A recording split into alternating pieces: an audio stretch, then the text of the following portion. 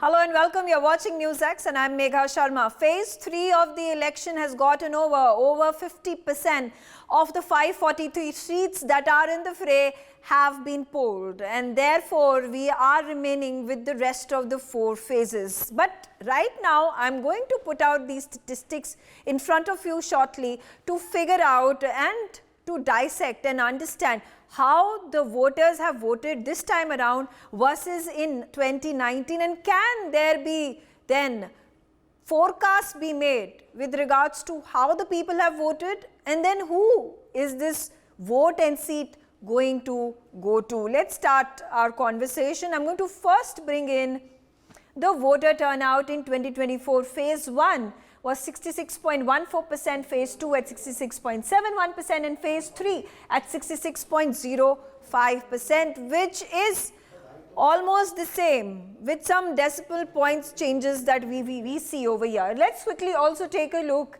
at the voter turnout that has taken place in the key constituencies in different parts of the country where election has been conducted. And here's a look at Tamil Nadu in Coimbatore. Now, Tamil Nadu was one of the several states that had gone to poll in the first phase. Now, these are the numbers. 2019 people voted, 63.86% came up to vote. In 2024, let's quickly go back to that slide. Let's go back to Coimbatore, please. All right, so in 2024 as well, the figure is 63%, so there's hardly any difference. I will request my team to please stay on that graphic when I'm trying to read out the numbers, otherwise there's no point. All right, so 63 point. So this is exactly the same 2019 and 2024, so which means there has not been any difference in the way people have voted. What does this mean? We'll try to dissect it later on in the discussion.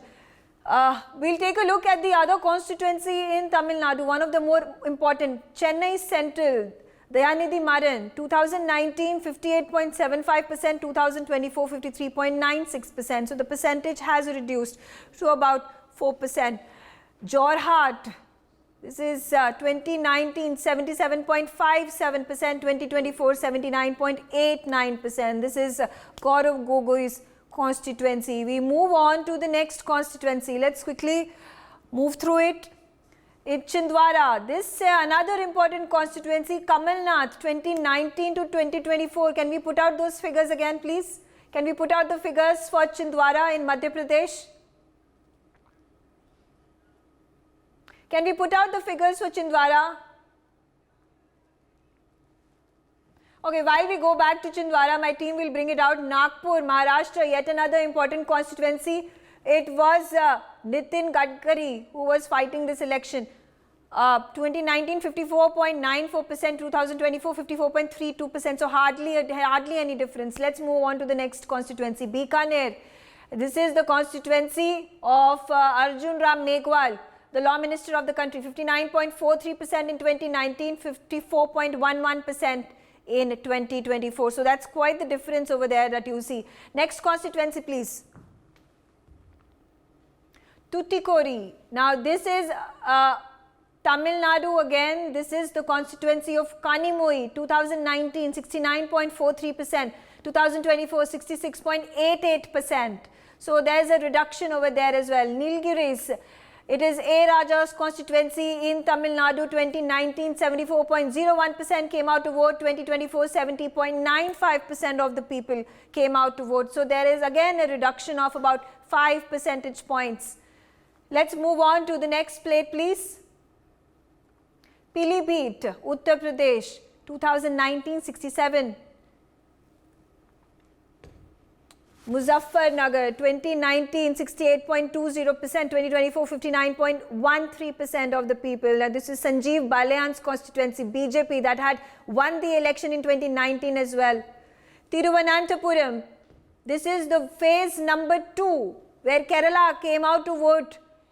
All its constituencies came out to poll. 2019 73.74%, 2024 66.47%. Again, quite the reduction of about 8 percentage points. Wayanad, Rahul Gandhi's constituency 2019 79.77% versus 73.53%. So again quite the reduction over there.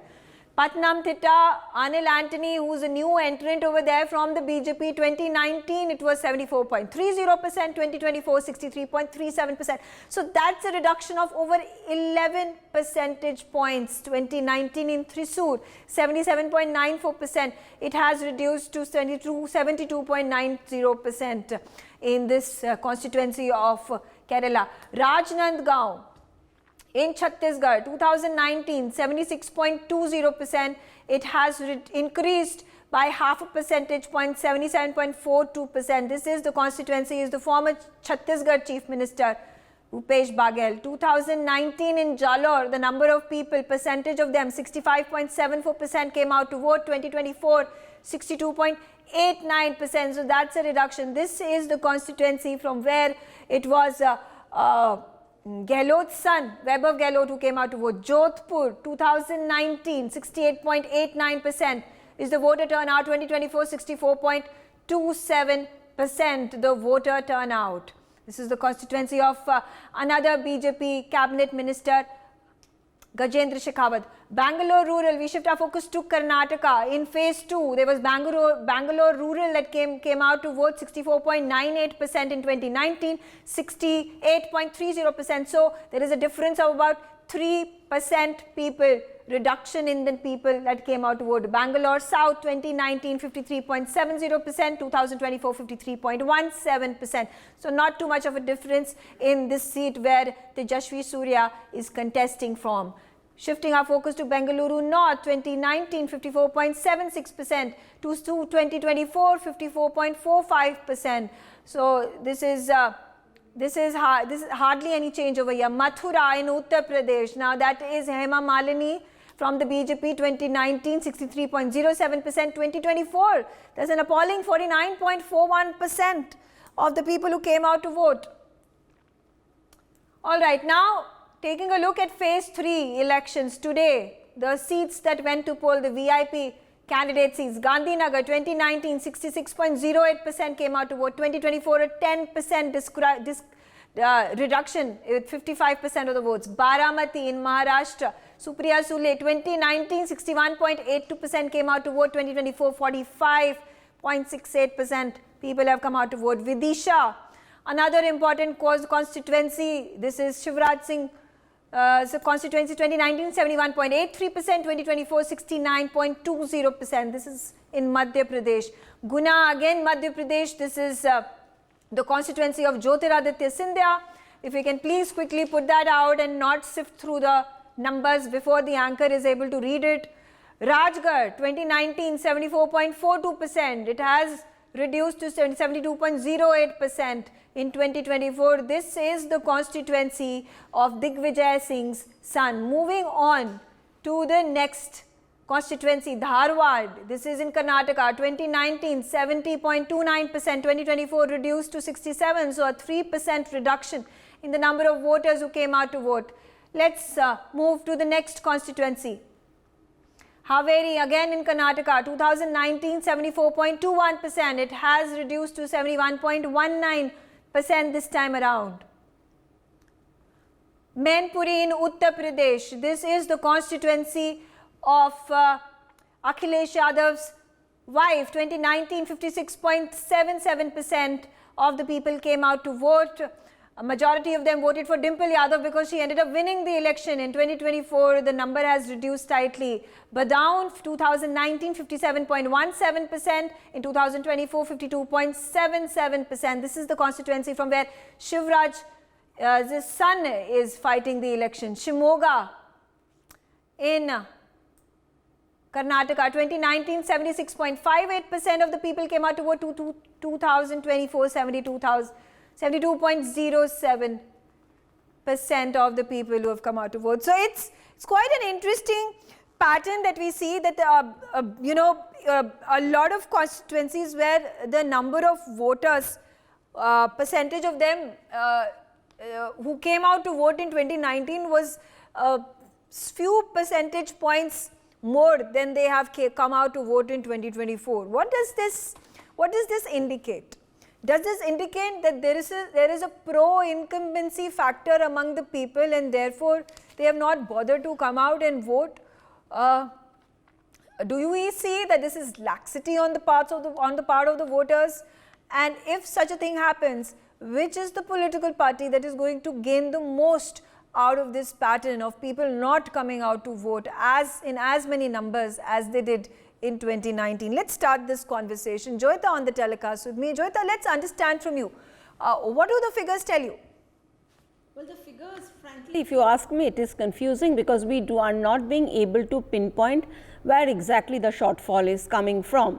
Unless and until you are going by, I would say, booth by booth, or rather even constituency by constituency, you will not be able to measure. Because say for example, it is being said, both are being said, you know, number one, we are talking about BJP voters may not be coming out in that many numbers. There is, and when there, you know, there are constituencies where, you know, the voting is rather polarized, it is being said that the minority community has not come out to vote, that the Congress vote has not, Congress or the opposition vote has not come out, primarily because they are thinking in terms of what is the point of going and voting, because Mr. Modi is anyway winning.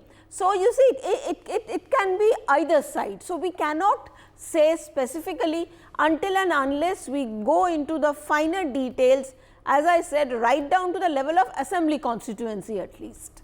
Okay. Alok Mehta also on the telecast with me.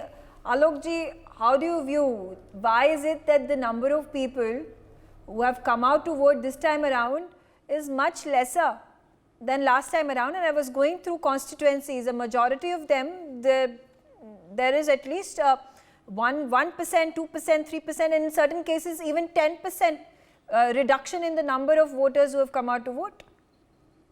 You know, I feel that the committed voters are going for the ballot paper. But you know what is happening? Because the disconnection of the workers and the local leaders, the MPs and the MLAs, they all depend on the social media. That's why since morning we were talking even this from Surat itself, from Gujarat. You see the percentage also very low nowadays. But I think this time it should have more than the last time. But what is happening? Because the Prime Minister Narendra Modi and Amit Shah aggressively campaigning, and every meeting he was appealing that people should go and vote, the workers should go home to home. But with the tradition, earlier the RSS worker or the BJP or some extent Congress also, or Samajwadi Party, they were going door-to-door campaign. Nowadays, because of this digital media, because people say because of this summer, you see in Assam or in Bihar or in Bengal, there is a hot, the weather is 42 degrees, 44 degrees. But even then, people are going for vote. So this excuse, I don't accept it because by the political parties or even for our friends, colleagues, because I feel that because since last so many years, Prime Minister was appealing in the parliamentary party meeting, please go and meet people. What is happening since last 5-10 years? Because people are just thinking that because we are sending a message, WhatsApp message or on the Facebook or the Twitter, then people will come and vote. But in the Indian psychology, especially in Maharashtra, in Gujarat, in Rajasthan, in Madhya Pradesh, in such a state, because I know in familiar in UP also some extent, pehle aap request, okay, Vega, you come, please, you are my sister, please come to vote for me. But now people just sending some, even the Bangalore, last time also I spoke about it, because in Bangalore, no contact with the people. That's why today also, you see, person, they were not meeting people. So, but BJP committed voters must be, we can't predict it. Congress already feel because no organization, so they are not connected at all. But in Karnataka and in some other states, you see in Digvijay Singh, you see his face today in the, when he was moving around, he was very, very depressed because he was not comfortable. He was not connected in Rajgarh area. We've shown all the figures, and I can make it out that the most important constituency where the senior leaders are contesting, even then people are not going for them. Yeah. Only committed voters are going. That's why the percentage from 19 to 24 almost very close to them. But Chhattisgarh, Bihar, Bengal, these states, more people are voting. Shockingly, UP, then Yogi ji and Modi ji, even then people are not voted even for BJP people. That's Okay. why my complaint.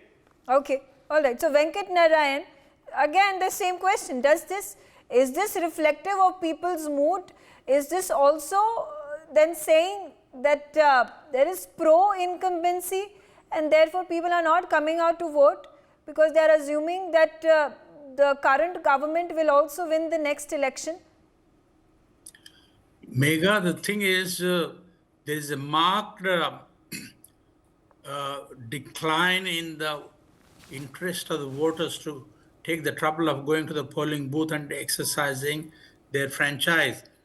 In the previous two elections, 2014 and 2019, the RSS workers took active interest and went to the voters' homes and brought them to the polling booth and got them to exercise their franchise. This time, that kind of enthusiasm appears to be absent as far as the RSS workers are concerned, because a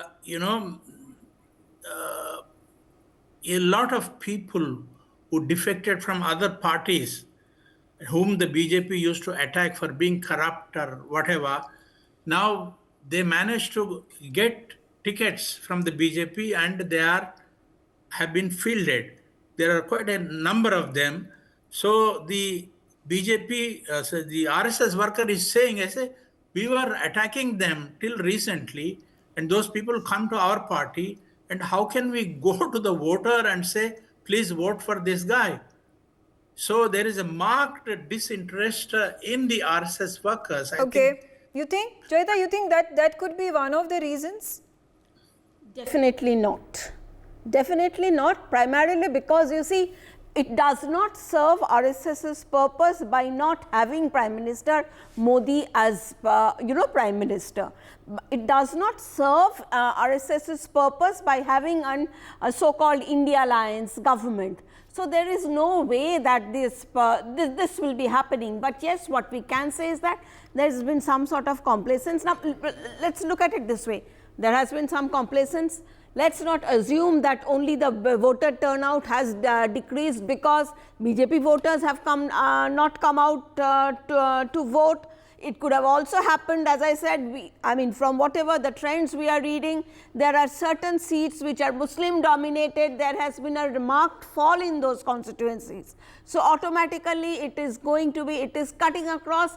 There is a possibility even that India Alliance voters have not come out. Number two, when you are going to look at it in terms of absolute numbers and not percentage, always remember that every constituency there has been a significant increase in number of voters. So when you are looking, maybe say X number of voters voted in 2019, you will find that maybe X number of voters plus 1 or minus plus 1, X plus 1 may have voted in 2024, when the number is actually, the increase is X plus 4. So when in terms of absolute numbers, you will see possibly the numbers are the same. Okay. So, so that is how it works. So let us not assume anything and definitely not assume that RSS does not want Mr. Modi back in power. Alok Mehta, sir, quickly, your analysis in terms of, just 3 phases have gotten over, 50% of the seats have been voted for. There are remaining seats that are going to poll in the rest of the 4 phases.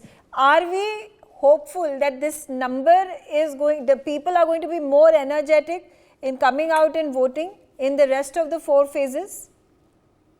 I think, and that's why I also agree with what Joyita ji was telling, that the RSS people are not sabotaging or not working just because of some people came. Because it's old, but since 67, number of people from Congress party joined hands with the BJP sometime, and they joined even the BJP or the coalition government. So I think this is not the solution, because only the problem was people from the BJP. That's why I complained about the local leaders. But otherwise, for future, I think more. Last time also I've been told that the leadership, the BJP leadership especially, maybe the Congress party also trying to convince, and the Akhilesh Yadav was also convincing on the basis of the caste or the Muslim voters. You see, Tejasvi Yadav was also, and Lalu Yadav last minute also today he said about the total reservation for the Muslims. So these kind of the vote bank they are trying. But for Modi, I think the voters are the same and more for Ram Mandir and some Okay. development work. They are supporting, and maybe in next rounds, in Okay. 3-4 rounds are still Okay. there. People will come. I'm optimistic about it. Okay, okay. I'll come to you, Joyita, but the point that I want to make is if a political party wins, and particularly if the BJP wins with lesser number of votes, will this then give ammunition to the opposition that there was not mass participation of the people who were then voting for a political party or for the BJP, which ended up winning in majority? I mean, the blame could be put on the BJP for not getting the number of votes as opposed to the ones that were gotten in 2019. Joyita. Yeah, actually, I mean, Megha, I think that will be really outrageous if something like that happens. The percentages we are looking at are more than 50%, 60%, majority of them are 60%. And when you are looking at, say, 2024, say the third phase of numbers today, the final numbers will not be even coming out in another 4-5 days perhaps. So, when we are looking at the final numbers, it can well be close to 70%. So, how can there even be talk of, not enough? If you go to the Western countries, they don't even vote 40% people. Okay. Okay. So, I mean, ours is a very, very robust democracy compared to that. Okay. All right. On that note, I'm out of time. I thank all of you for joining me on the telecast. For more such videos, subscribe to the NewsX YouTube channel, hit the bell icon.